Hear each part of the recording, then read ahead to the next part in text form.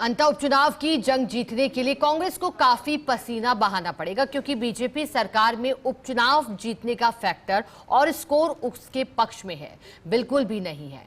भाजपा सरकार में अभी तक हुए 7 उपचुनाव में कांग्रेस को महज 1 सीट हासिल हुई।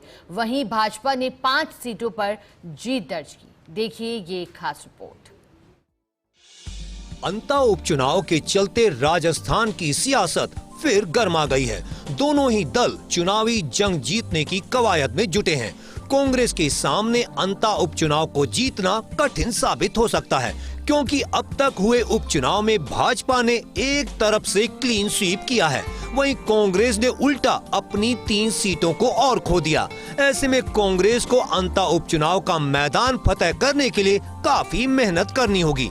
भजनलाल सरकार में उपचुनाव का ट्रैक रिकॉर्ड कांग्रेस के पक्ष में नहीं है। भाजपा सरकार में अब तक कुल 7 विधानसभा उपचुनाव हुए। खींवसर, झुंझुनू, दौसा, चौरासी, रामगढ़, सलुम्बर और देवली उनियारा सीट पर उपचुनाव हुए, जिसमें भाजपा ने 5 सीटों पर उपचुनाव में शानदार जीत दर्ज की। कांग्रेस को सिर्फ दौसा सीट पर जीत मिली। 84 सीट बीएपी पार्टी के खाते में गई। उपचुनाव में 7 में से 4 सीट पहले कांग्रेस के पास थीं।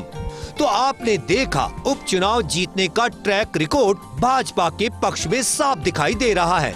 जाहिर है कि सत्ता में रहने के चलते हर समीकरण साधने में भाजपा को ज्यादा दिक्कत नहीं आएगी। ऐसे में कांग्रेस पार्टी को हर एंगल से उपचुनाव लड़ने का जतन करना होगा। लिहाजा कांग्रेस ने इसके लिए वरिष्ठ नेताओं को चुनाव की जिम्मेदारी देने का प्लान बनाया है। इसके लिए सांसदों और विधायकों को उपचुनाव के रण में उतारा जाएगा। वहीं कई चुनाव संचालन कमेटियों का भी गठन किया जाएगा। साथ ही पीसीसी वॉर रूम से पूरे उपचुनाव की पल पल की मॉनिटरिंग भी की जाएगी।